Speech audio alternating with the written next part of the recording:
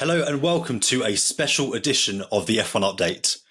The budding tensions between Max Verstappen and George Russell have escalated into a full-blown conflict at Media Day for the Abu Dhabi Grand Prix. Further still, the hostilities have begun to engulf the entire paddock, with Toto Wolff wading into the situation, aggrieved by Red Bull boss Christian Horner calling Russell hysterical at the end of the weekend in Qatar. Beaten championship outsider Lando Norris says he's enjoying the war of words, and we at RacingNews365.com feel it calls for an ad hoc episode. My name is, of course, not Nick Golding. Our esteemed host is in Sao Paulo for the Formula E curtain raiser. But worry not, for I, Samuel Coop, am joined by lead editor Ian Parks, who's at the Yas Marina circuit, where it's all been kicking off. So first of all, Ian, just give us a sense of what it's like in the paddock today. Obviously, we haven't had kind of tensions bubble over like this for quite some time, especially between Red Bull and Mercedes. Hi, Sam. Hi, everyone. Yeah, we've decided to produce this very special episode because we thought it'd be remiss of us not to do so, to bring you the sensational catalogue of events that's been taking place across the course of the day. Just a very brief recap, of course. Let's go back to the Qatar Grand Prix weekend and, of course, what unfolded between Max and George there that eventually, during qualifying, that eventually led to Max receiving this very unusual one-place grid penalty. It later transpired via Max's comments that emerged post-Grand Prix with regard to George Russell and his actions during the stewards' meeting between the pair and the stewards after qualifying that led to that, as I said, bizarre penalty. Max was wholly aggrieved with the way George presented himself, basically describing him almost as two-faced, presenting one picture of himself to the stewards and then another to the cameras and written media afterwards. And of course, he also expressed his frustration with George that he'd never trust him again. And of course, we left Qatar wondering what would then transpire out of that. Well, it's all kicked off again because basically Max reiterated his comments during the main FIA press conference. He was part of the group that was in that session. Basically, primarily as a four-time world champion, of course, this is the last race of the season. And as I say, he underlined his comments. He even went one step further. He basically described the fact that George was lying during that steward's briefing, which was, wow, that was quite a bombshell in itself. And we thought, where's it going to go from here? And then we had George's press session about an hour or so later. And I don't think any of the media that were in attendance could quite have anticipated the comments that George would come out with.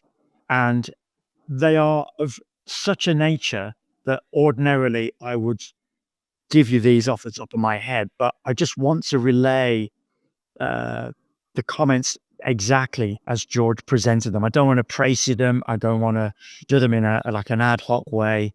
To use your phrase earlier on, that this is an ad hoc studio presentation. So I brought my notebook with me because, as I say, I wanted to present pretty much a word-for-word layout of what George had said.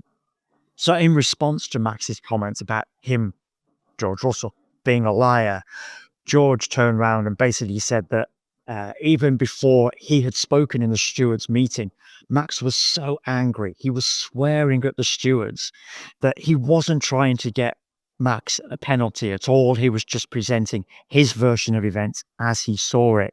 But because Max has come out with what George has described as a personal attack, that he's not going to sit there and take it. He said he never had the intention of throwing Max under the bus as he was doing today on Media Day Thursday, without Max having presented his comments the way he has done. He said that he was not going purposefully out of his way to just reiterate that one. So with the conversation that followed between Max and George after the steward's briefing, the angle was such from Max that Max turned around and said to George that he was going to go purposefully out of his way to crash into Russell during the Grand Prix because, of course, they're lined up first and second on the grid.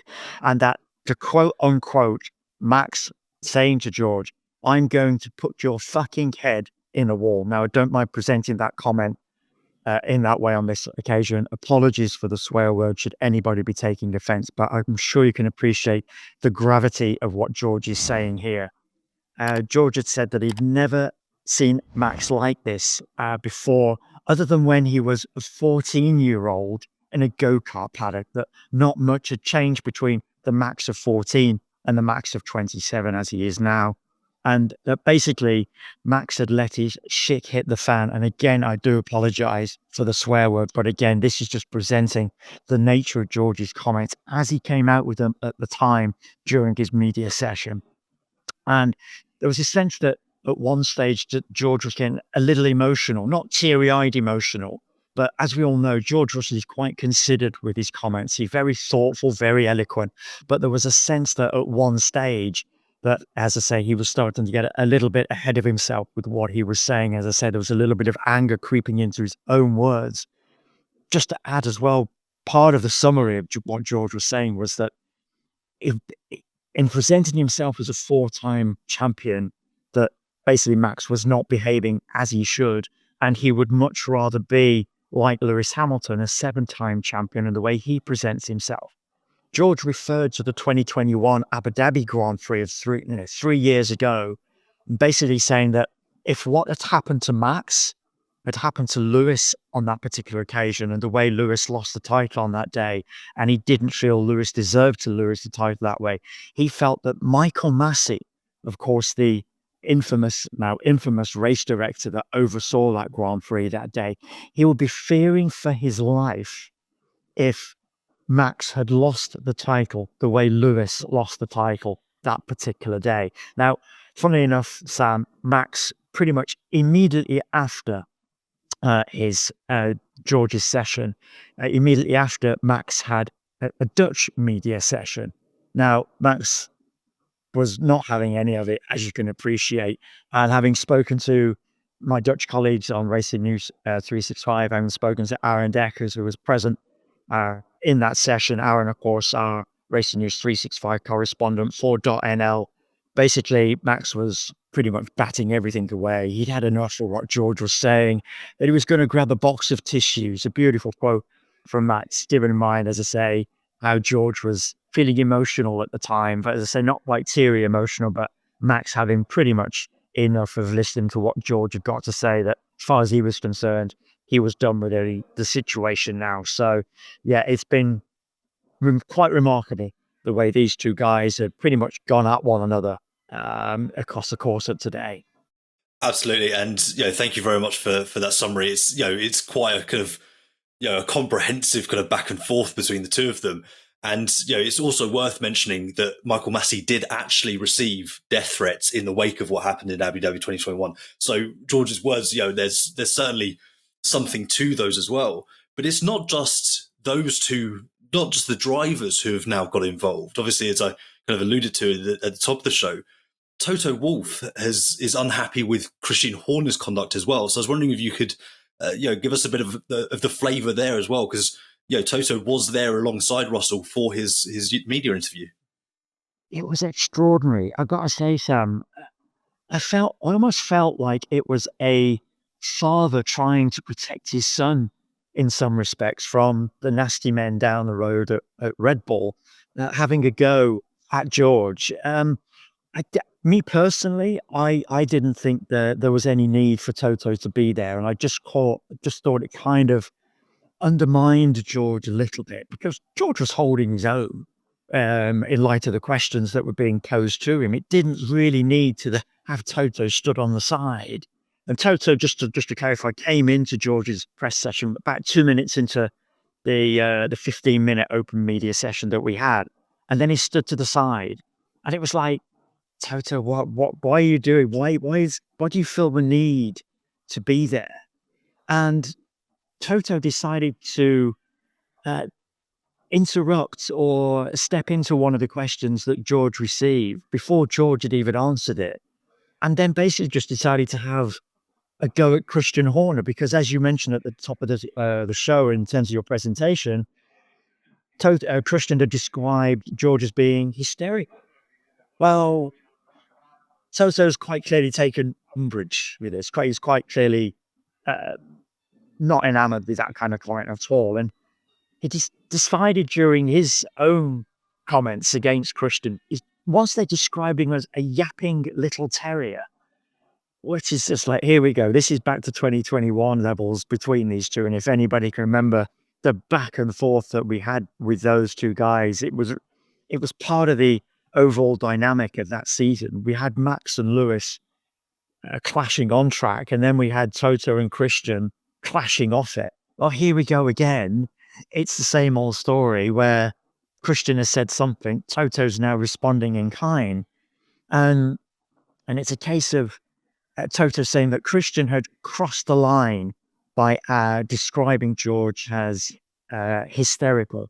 He said that it was not an intellectual comment from someone when it comes to psychoanalysis. And how dare Christian comment on the state of mind of my driver, i.e. George Russell. You couldn't make it up. Here we go. We're coming into the last race of the season. Everybody's tired. Everybody can't wait for this season to end and get into a bit of a holiday break before we go into 2025. Yes, we've got the Constructors' title on the line, which for all intents and purposes, an absolutely fantastic addendum to this season. Who would have thought that 24 races into this season, or one of the titles, and in this case, the Constructors' title, is on the line. And now all of a sudden, we've got Max and George wading into one another. And now we've got Christian having a go and Toto having his response in kind. And I'm almost certain we're going to hear from Christian in response over the course of this weekend at some stage.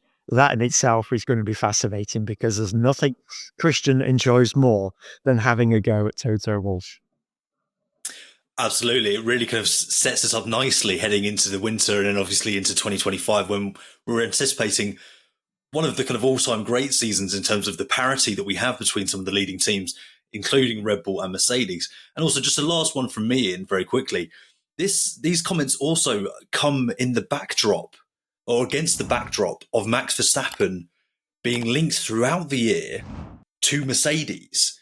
And, Toto was quite careful not to be critical of Max in that session, from what I understand. Maybe you could give us some colour. And George was also asked about 2026 and kind of beyond and the prospect of being Max's teammate.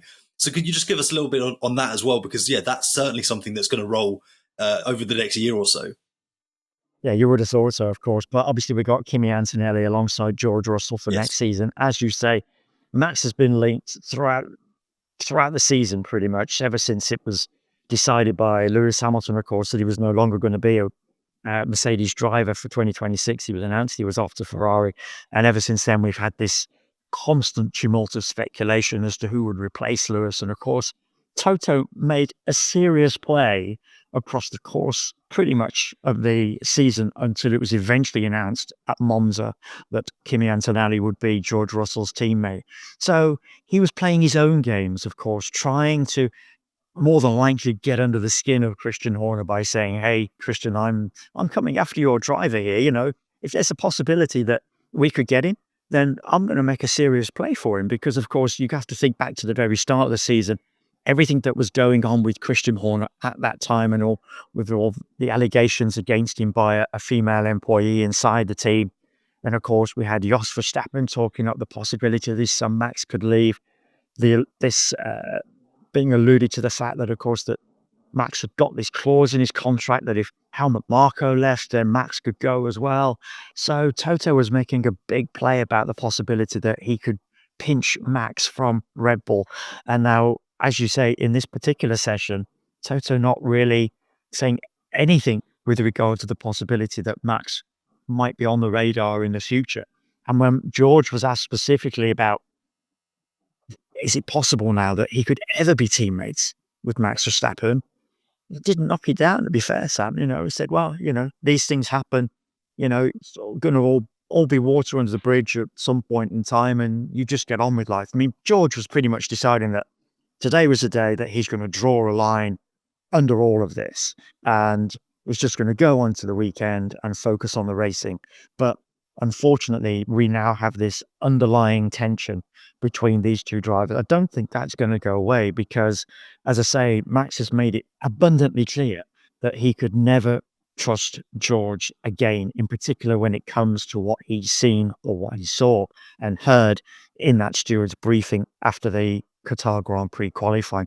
Just wanted to clarify one final point, Sam, because of course, George made some very serious accusations against Max with regard to the fact that Max had turned around and said to him in their heated discussion following that stewards meeting that Max was going to crash into him and that he was going to put his effing head in a wall.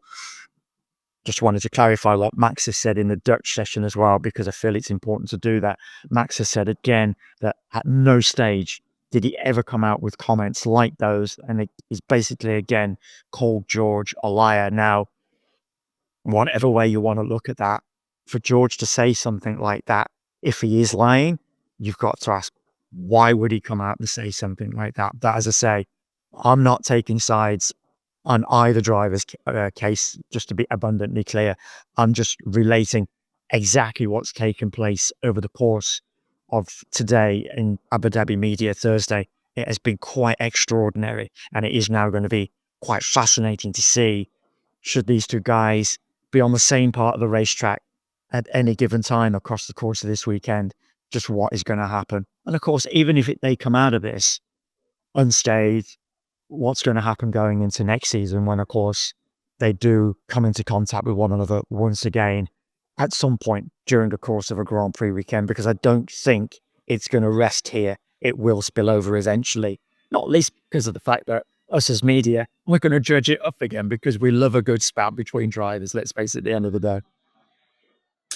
Absolutely. And as I said in the podcast the other day, there's a really fresh and interesting dynamic to this kind of budding rivalry between these two drivers. So that is certainly something that's going to play in, as you mentioned, Kimi Antonelli alongside Russell next year. So there's potentially also the aspect of Russell feeling maybe threatened over his Mercedes future from Max Verstappen himself. So there's so many different factors at play here. So yeah, it's going to be great to see how this narrative develops over the weekend and also into next year, as I said before. So we're going to leave it there, but thank you very much for your time, Ian. And yeah, as always, there'll be, of course, the normal F1 updates as always planned on Friday, Saturday, and Sunday with our regular host Nick back in the hot seat. So thank you very much for joining me and humouring me today. Don't forget to smash a like or a follow on the subscribe button, rather, and let us know what you think in the comments. Thank you very much. As always, take care, folks. Stay tuned over the course of this weekend. It could get even more fascinating.